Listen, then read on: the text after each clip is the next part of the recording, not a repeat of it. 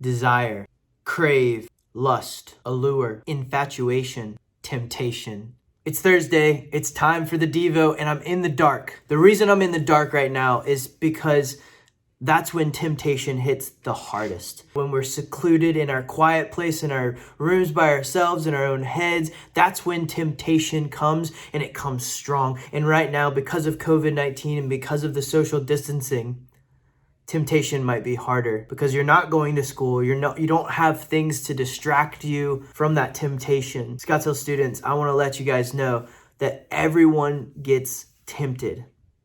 Everybody. And this Devo that Francis Chan has for us today was really incredible for me. Here are some of my favorite clips.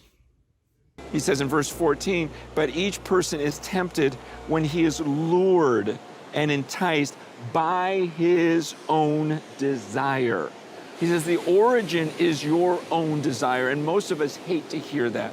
We want to blame him for any desire, and he says, no, God doesn't tempt. He has nothing to do with that evil. That came from you. Don't make this about him. It's about something in you. It's your own desire. The origin of this desire is not God.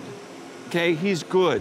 The evil doesn't come from him. Bruh, that's so good. Sometimes it's so good to hear that truth and be reminded of the truth that God isn't the one tempting us. He's allowing that temptation, and that's for growth. You see, we have an opportunity. We get to choose sin or righteousness. It's up to us. And so in the moment where we feel tempted, we get to choose. And remember, it's not God tempting us. His biggest desire for you and for me is that we would run from that temptation with righteousness and cling closer to God through the temptation. Something I want to make very clear is that temptation, it's not a sin. It's when we act on that temptation is when it becomes a sin. And we have to get a hold on our temptations so that we can live in righteousness, so that we can grow in our faith. You know you've got a choice. Or do I go after it? Do I go after it? And God's saying, don't do it. Don't be deceived. It will end in death. It's never worked. God is not mocked.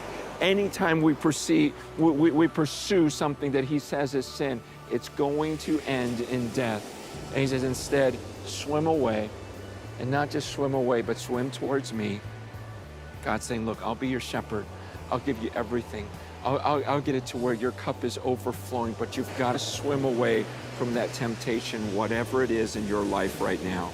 Students, thank you so much for tuning in, or whoever else is watching. Just want to remind you that every Monday and Thursday at 4 p.m. we will premiere these Devos live on our YouTube page. So make sure you check it out then, and we will have someone on the comments if you want to comment. So if you're watching now, comment below. Let us know where you're watching from and how you're getting through this quarantine time. Love you guys. Remember, you matter.